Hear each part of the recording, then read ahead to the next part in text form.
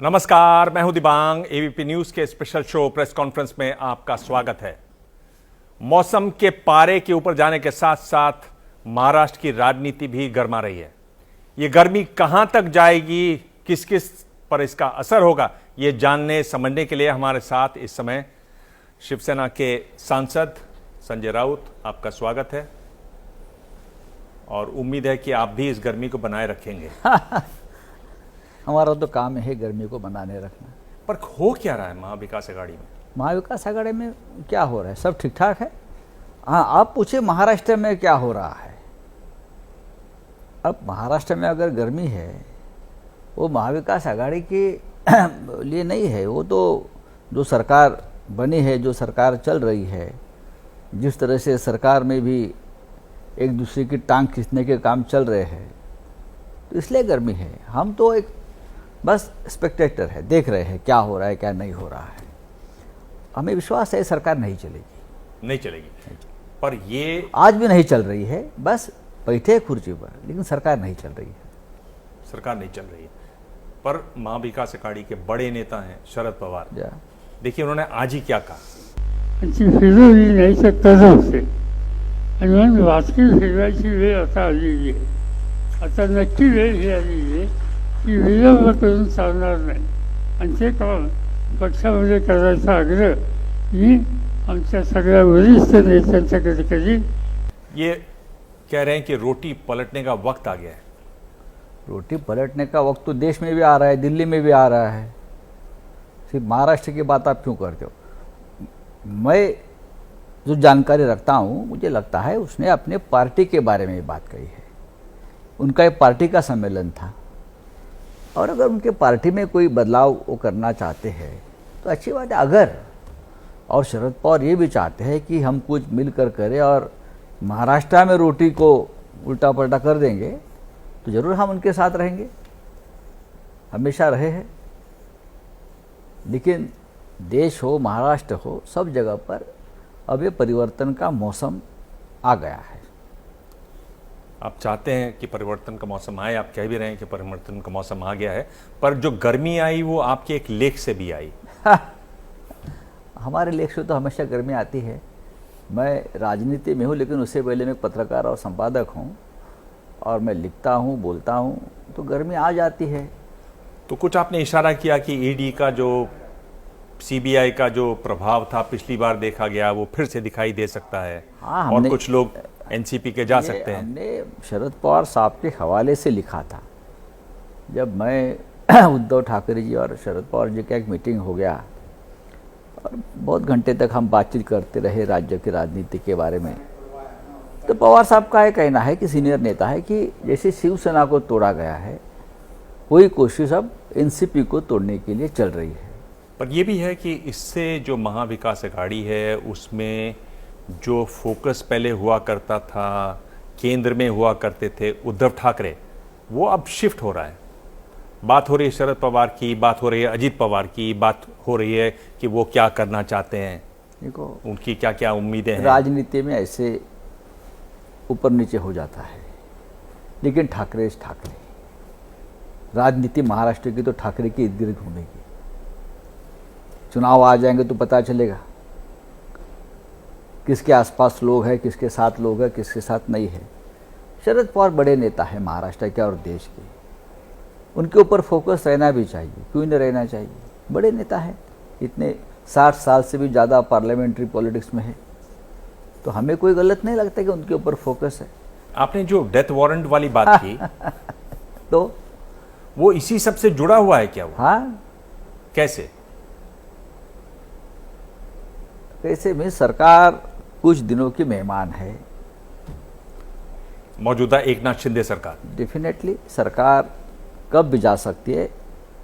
मुख्यमंत्री को तो जाना ही पड़ेगा। अगर मुख्यमंत्री जाता है तो सरकार नहीं रहती, नई सरकार आ जाएगी।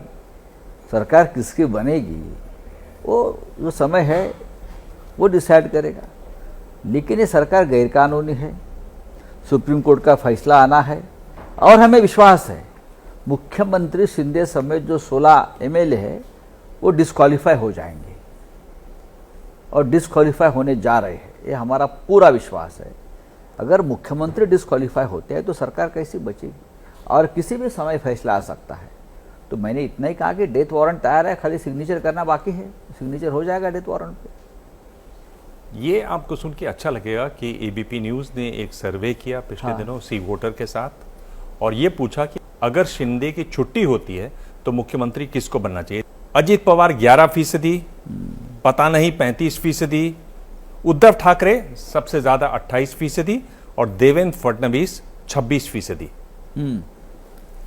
और अगर शिंदे की छुट्टी होती है तो राज्य में, महाराष्ट्र में क्या होना चाहिए, इस सवाल के जवाब में सबसे ज्यादा ये लोग कह रहे हैं कि चुनाव विकल्प है। 32% लोग चाहते हैं कि चुनाव हो।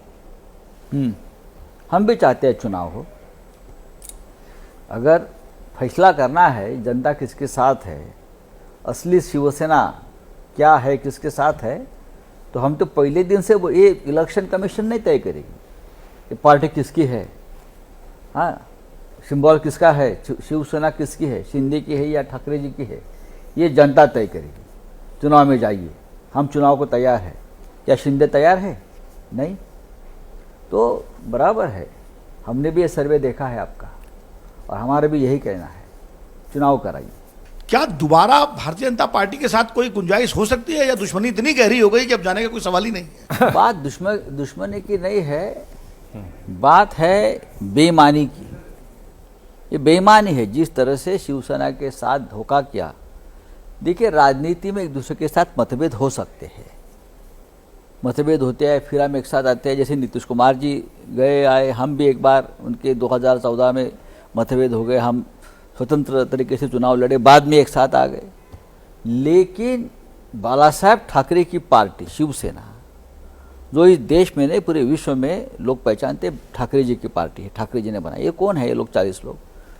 चुनाव आयोग जिसके ऊपर दबाव है बीजेपी का और सरकार का, एक ऐसे व्यक्ति जिसका कोई संबंध नहीं है, उसके हाथ में दे दिया आपने। ये बीजेपी ने किया है शिवसेना खत्म करने के लिए, नामो निशान मिटाने के लिए। ऐसे बीजेपी के साथ हम वापस कैसे जा सकते हैं? हम नहीं जाएंगे।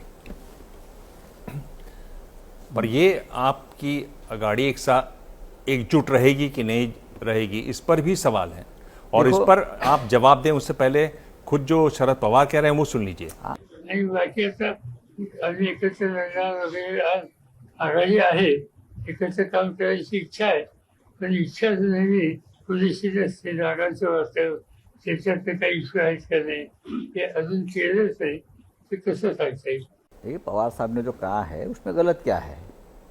हम एक साथ चुनाव लड़ेंगे। दूसरे दिन क्लैरिफाई भी किया पवार साहब ने, हम चुनाव लड़ेंगे, हम चुनाव एक साथ लड़ना चाहते हैं, लेकिन अब तक सीट शेयरिंग के बारे में कोई निर्णय नहीं हुआ है, ये होना चाहिए। लेकिन मैं आपको बताना चाहता हूं कि लोकसभा सीट के बारे में हमारी 2 बार मीटिंगें हो चुकी है, और हमें कोई उसमें तकलीफ नहीं दिखती। एकदम आसान तरीके से लोकसभा की सीट शेयरिंग महाराष्ट्र में हो जाएगी। महाराष्ट्र में 48 सीटें हैं। हम तीनों अगर एक साथ काम करते हैं और रहते चुनाव लड़ते हैं तो उसमें से 40 सीटें हम जीत जाएंगे, ये सबको मालूम है। शरद पवार ने आपसे जो बातें कही वो ऑफ द रिकॉर्ड बात थी या ऑन द रिकॉर्ड बात थी? देखिए, बात ऑफ द रिकॉर्ड और ऑन द रिकॉर्ड नहीं होती। अगर मैंने बात पवार साहब की हवाला देकर लिखी और पवार साहब ने डिनाई भी नहीं की है ना, मैंने कुछ गलत लिखा ही नहीं है। मैंने कहा कि पवार साहब की राय है और ये सही राय है कि लोग पार्टी तोड़ना चाहते हैं।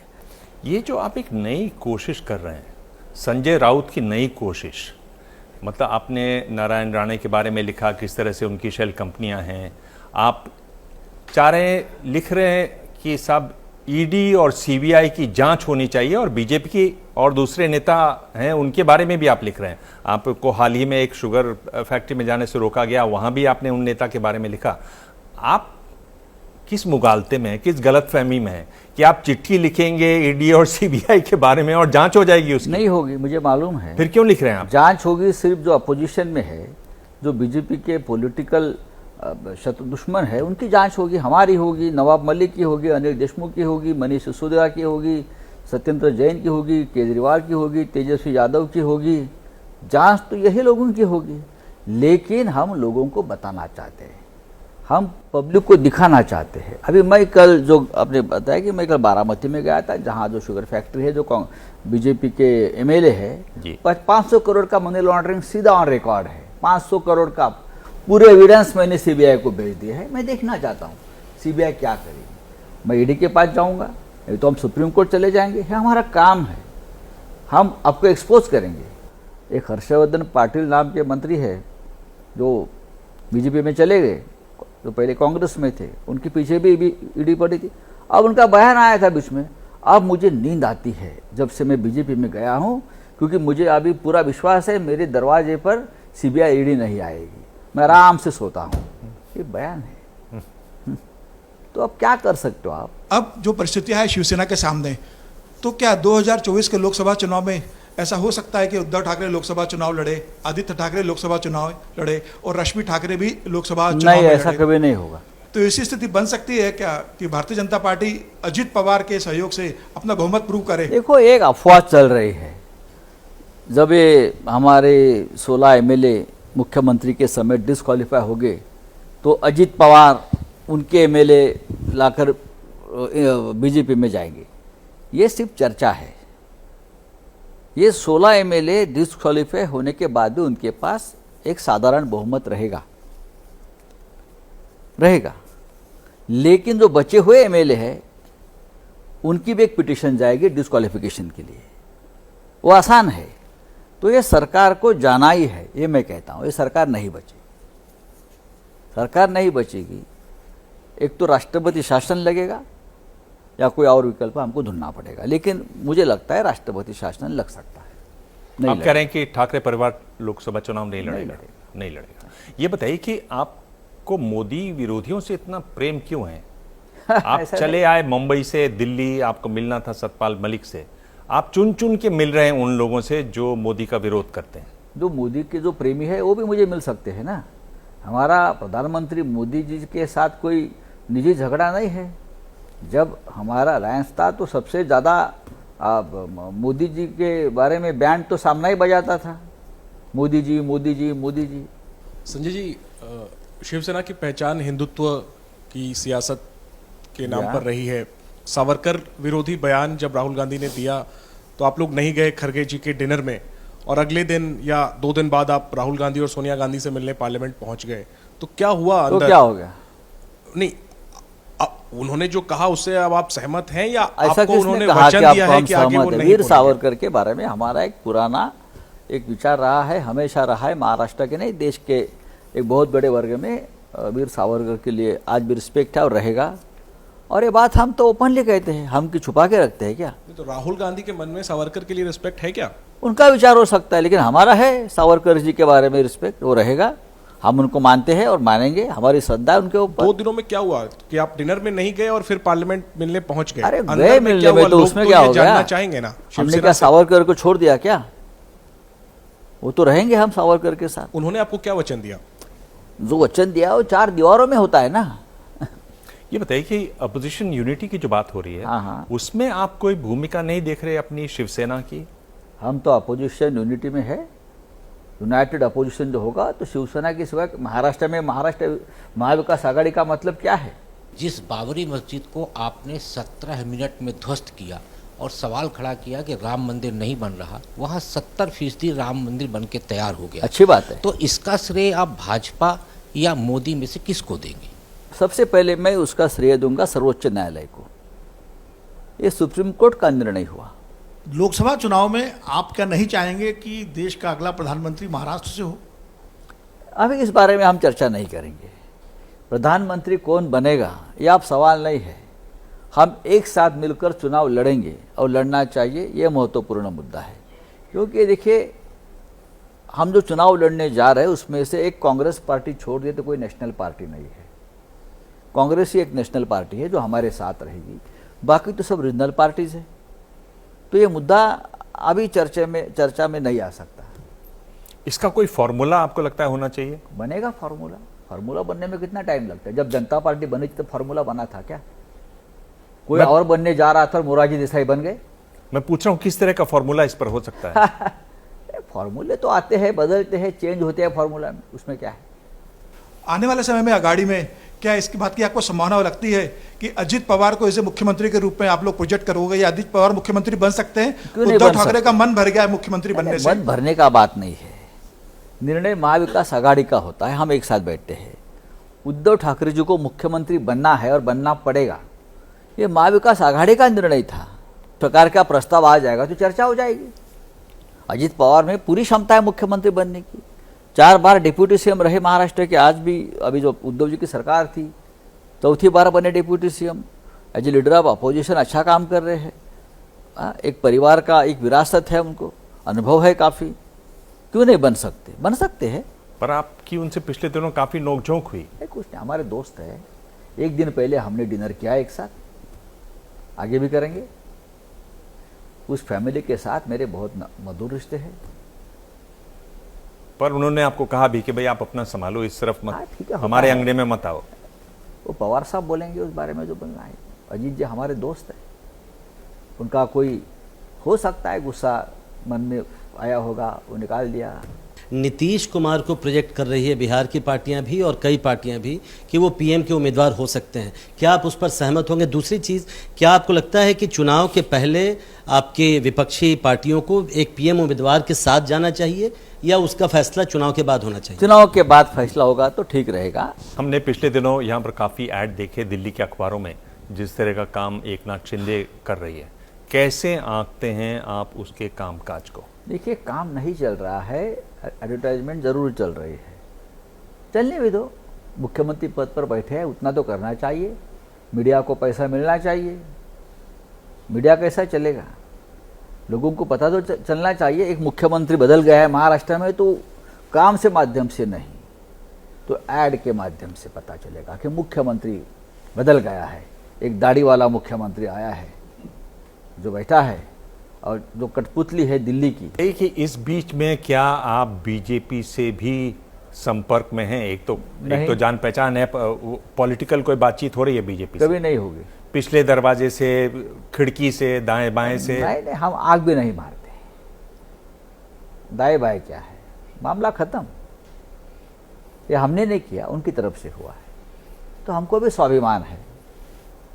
अगर स्वाभिमान है तो हम वापस उनके दरवाजे पर नहीं जाएंगे, या हम उनको हमारे दरवाजे पर नहीं आने देंगे। जो होगा वो देखा जाएगा। नहीं आने देंगे? अगर वो आना चाहें, बात करना चाहें? क्यों आए? जिसने, देखिए, सब कुछ ठीक है, जिस तरह से हमारे पार्टी को तोड़ा है वो भी हम मानते हैं, लेकिन जिस तरह से आपने हमारा पार्टी का नाम और चिन्ह भी छीन लिया, ये तो बदले की भावना हो गई ना। आप इतना बदला लेना चाहते और क्यों? संजय जी, मैं एक पर्सनल सवाल पूछ रहा हूं, क्या इसमें जो टीस है, गुस्सा है, वो इस बात का भी है कि बड़े नेताओं को, आप जिसमें शामिल हैं, जेल भेजा गया सिर्फ इसलिए क्योंकि ये विरोधी हैं? क्या ये भी शामिल है? ये तो है। चाहे एनसीपी हो, चाहे कांग्रेस हो, चाहे हमारे जैसे लोग हो, हमारे और भी लोग हैं, पूरी झूठी कार्रवाई कर रहे हैं। बस आप चुप बैठो, पार्टी बदलो, नहीं तो जेल जाओ। संजय जी, अब मैं आपसे 3 सवाल पूछूंगा, 3 सवालों के 2-2 जवाब भी दूंगा, आपको उसमें से एक चुनना है। आपको क्या लगता है कि विपक्ष का प्रधानमंत्री कौन ज्यादा अच्छा हो सकता है, ममता बनर्जी या नीतीश कुमार? 24 की बात कर रहा हूं। नहीं, मैं इस बार दोनों का भी नाम नहीं लूंगा। अब तो कोई नाम तय नहीं हुआ है, दोनों में क्षमता है, इतना मैं कहूंगा। महाविकास आघाड़ी में शिवसेना किसके ज्यादा करीब है, कांग्रेस के या एनसीपी के? नहीं, दोनों हमारे करीब है। वी आर लीडर, दोनों हमारे करीब है।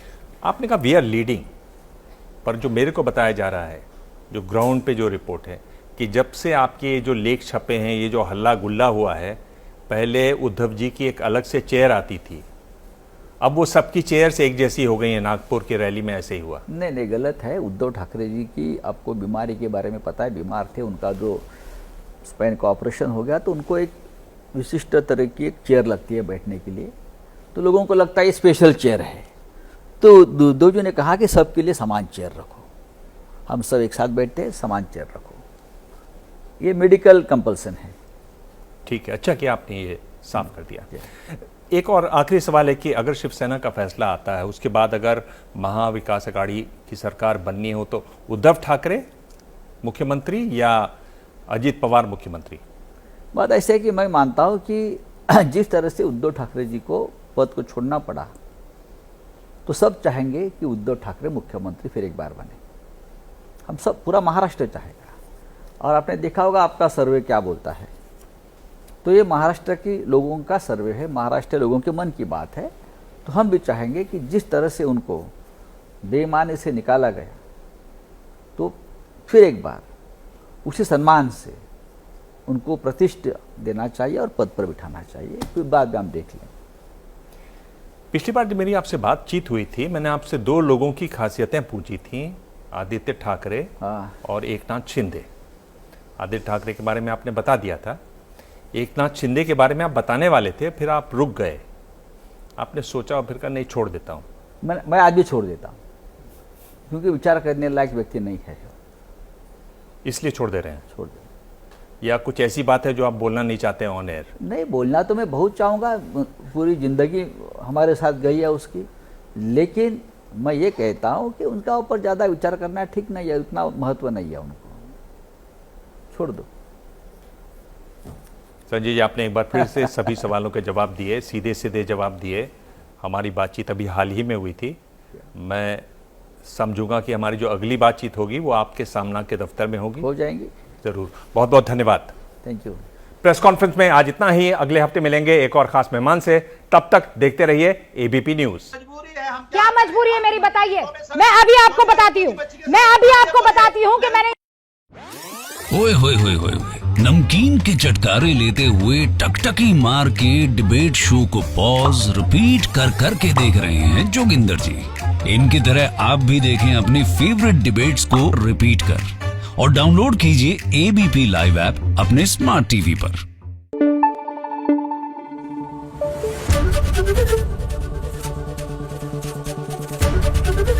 एबीपी न्यूज आपको रखे आगे।